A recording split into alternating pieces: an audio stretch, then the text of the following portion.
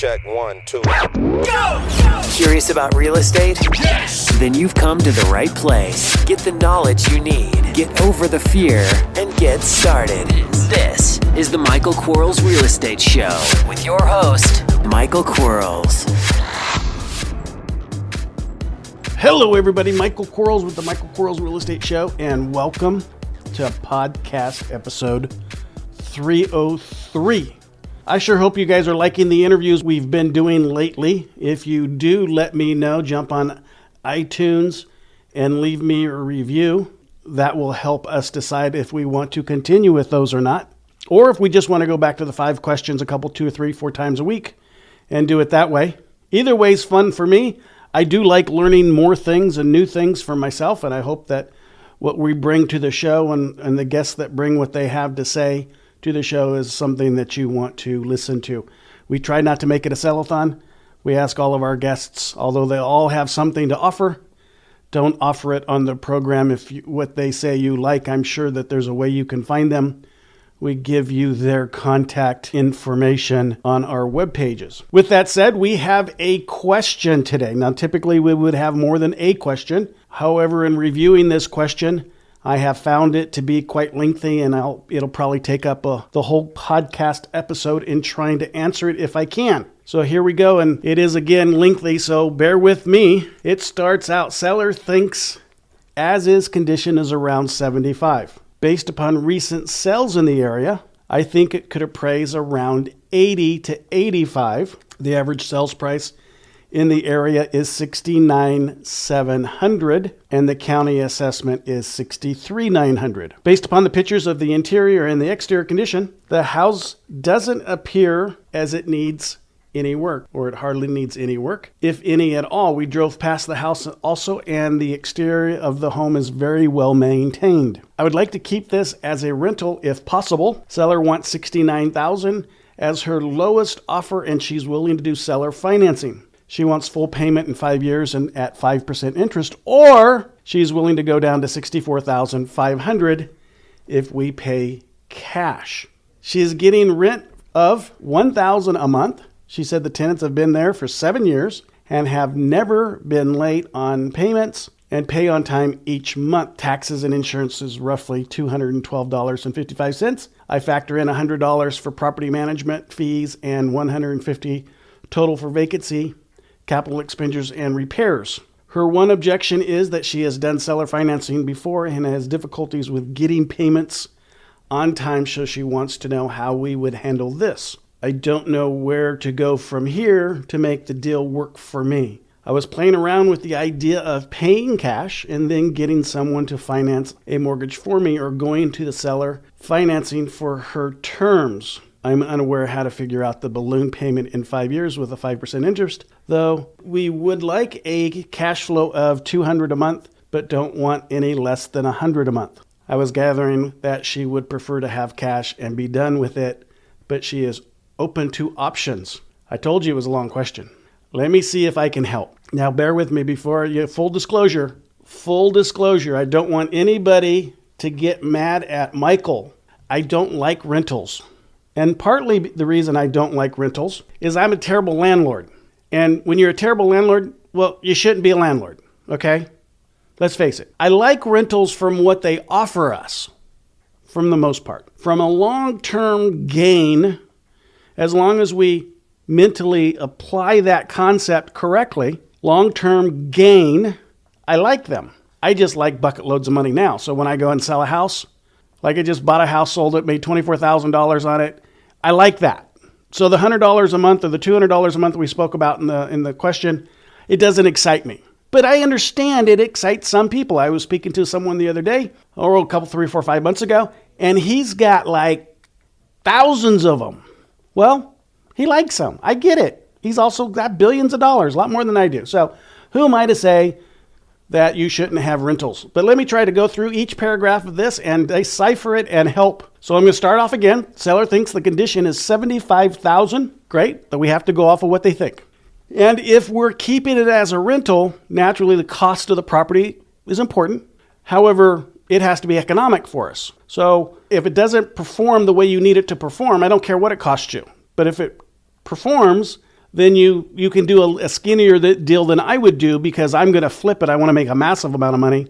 You could do a skinny deal as long as the numbers work. And then you go on to say, based upon the recent sales in the area, that you think that would appraise for 80 to 85. In my opinion, at this point, it's not a relevant part of the deal. If I'm going to keep it as a rental, I want to make sure that it produces me the income I need it to produce for the risk that I'm going to have and be involved with. You go on to say the average sales price in the area is $69,700. I like looking at median, not average, because average is always higher than median. So I like looking at median. And again, the average price doesn't really matter a lot because we're looking at the numbers. And the county's assessment is $63,900. Please throw that thing away. That little sentence, and the county's assessment is $63,900. Throw that thing away. Don't ever look at the assessor's number because it doesn't make any sense because the assessor's not buying the property. They're giving you their best guess and what they're paying tax on. It has nothing to do with value. When you buy it, based upon what you bought it for, the assessor is going to reassess based upon that purchase price, and now you're going to have a different assessment. So don't consider the county's assessment as a value. It's a number based for taxing only. So again, 75. He thinks it's worth 75. You think it's 80 to 85. Okay, fine. It's a skinny deal, and they'll take the average in the area 69. Okay, all right. I'm fine with that. Based upon the pictures of the interior and exterior condition, the house doesn't look like it needs a lot of work. If you're going to keep it as a rental, especially on a skinny deal, it can't need a lot of work because you don't want to put a lot of money into it if you're only going to be making $100 or $200 a month. Unless the amount of work that you're going to put into it is going to highly increase the value of the property. But in your case, when you're telling me that the average is only $69,700 and you're already above the average, $11,000 or $10,000 to $15,000, you're probably, if it needed a lot of work, it's probably not going to really increase the value of that amount of money or considerable more money than what you're going to put into it. So make sure that your property doesn't need any work in this case, and it doesn't. So that's a good thing. Driving past it, I don't like driving past my houses. I guess there was a day in my life where I did. I got all emotional and excited. Woo! Yippee-doo-doo-dah! Yippee-dee-day! All that kind of stuff. No, I don't care. If the house is a house, is a house is a house. They're going to send me pictures because when I'm done at the end of the conversation with her, I'm going to say, I am going to confirm our appointment with an email. If you could, on that email, if you could reply with the pictures of the house that you have. Now, the seller could say, Mike, I don't have any pictures. It's tenant occupied. I'd say to that, in order for me to make a reasonable decision, one that's fair for both yourself and myself, we'll need pictures of the interior and the exterior of the property. Could the tenant send you pictures? Can you drive over there and pick up pictures? Can you send an Uber driver over there to get pictures? Can you send a taxi driver over there to get pictures? You can get pictures if you wanted pictures without driving over there yourself. Besides that, sometimes we're going to be buying across country. We're not going to be able to go, look at the property. And we don't want to rely heavily on the Google pictures because the Google pictures are sometimes a year, 2 years, 3 years old. Things change. And so get some current pictures. I don't like driving by. You drove by, good. I'm glad you liked it. Then you go on to say you'd like to keep it as a rental. So we're going to base my answer based upon the fact that you want to keep it. So I've already excluded the idea of you're not, at 75,000 seller thinks and at 80 to 85,000 in value. It's not enough for me to get excited about on a fix and flip or a wholesale deal or a wholesale deal or an assignment deal. Yuck. But we're not doing those. We're buy and holding. We're passive income. So I can get excited maybe a little bit here. Seller wants 69. Now they're willing to take a $6,000 hit to sell it to you. And here's the kicker. They're willing to do seller financing or reduce it another $4,500 and get the cash out of it. Now, to me, seller financing is so much better and worth the $4,500 because you're going to spend $4,500 in the appraisal, in the hard money, in the closing costs, in the title insurance for your lender, all those kinds of good things. And then you're going to be at risk. See, on a seller finance transaction, although we should never, ever, unless we have to at the end of the day, give a house back, but we could, and there's not any recourse on seller financing. Well, there could be recourse on a loan that's not owner-occupied purchase money first. So there's an advantage that's greater than the $4,500 for you to get seller financing. And the 5%, it's heavy, but it's okay. It's not so heavy that I want to get afraid of. I'm afraid of it. I'm not afraid of 5%. 5%'s fine. Now, you go on to say that she's getting $1,000 a month. The tenants have been there for 7 years. Here's where I start worrying about that 7-year period. There's mitigated repairs. Not mitigated, but postponed repairs that have to be mitigated. We've deferred the repairs because someone's been in the property. Carpet's been worn out. It needs a new fresh paint, those kinds of things. Although the tenant's fine with it, we also know that tenants tend to move on new ownership and after 7 or so years. So the likelihood of you having a vacancy and then a vacancy that needs a little cosmetic is pretty strong. Not saying it's going to happen, is pretty strong. So you need to figure that in your cost basis. All right? Thanks for listening. We'll be right back.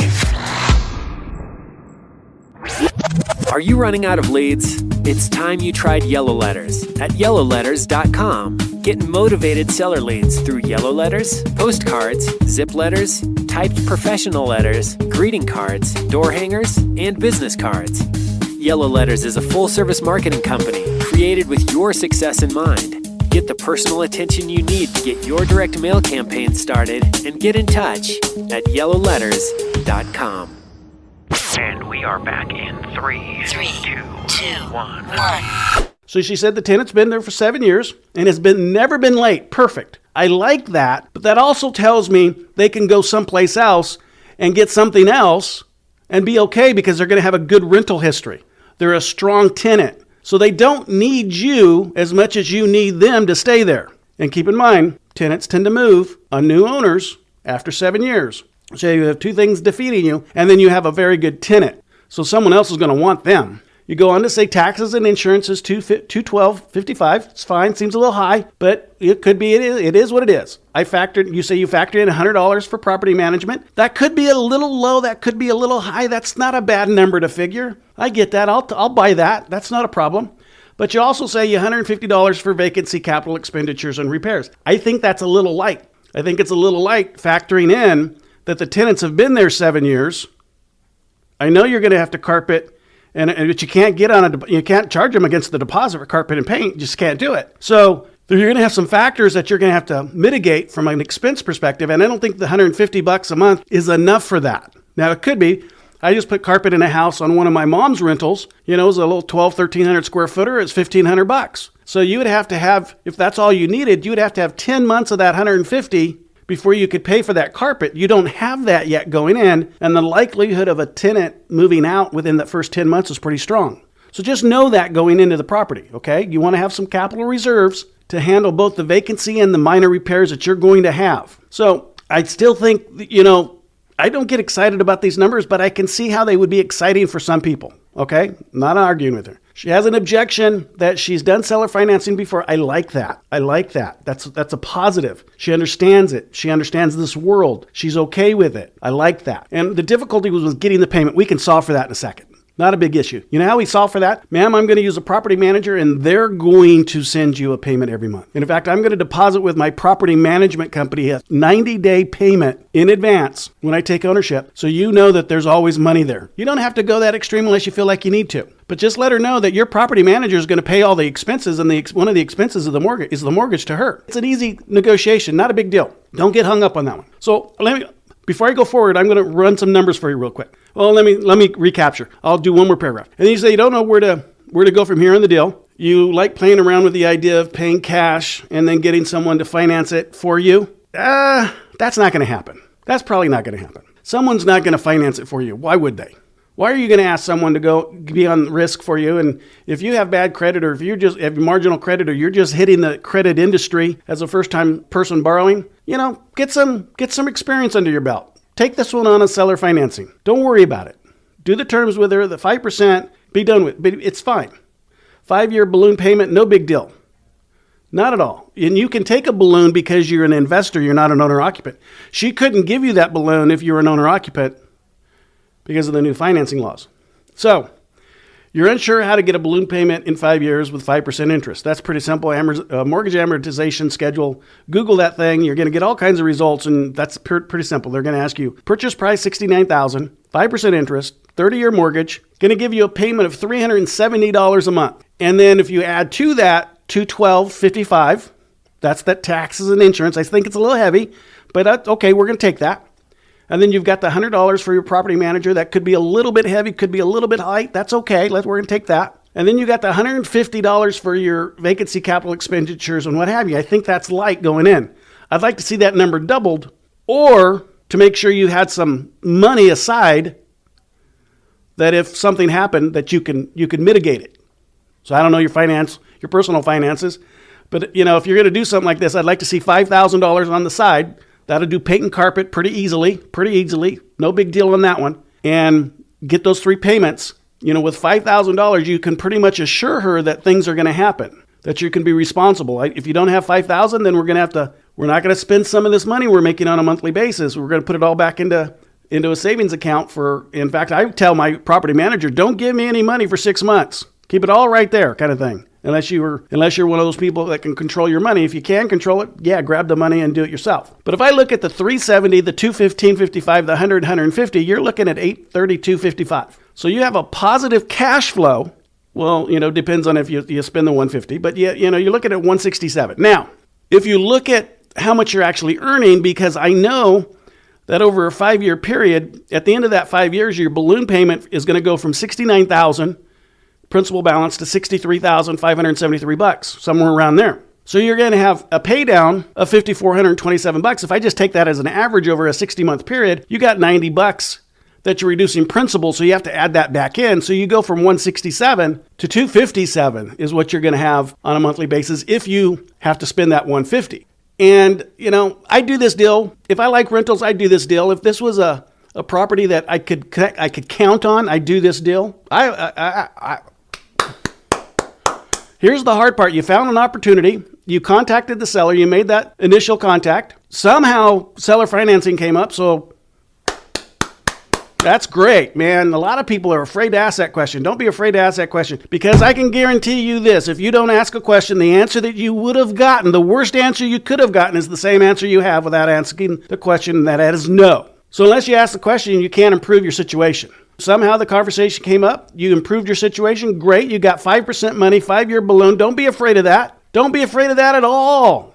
Man, in 5 years, you're going to have a property that you owe 63 on. It's going to probably be worth 90 if it's worth 80 to 85 now.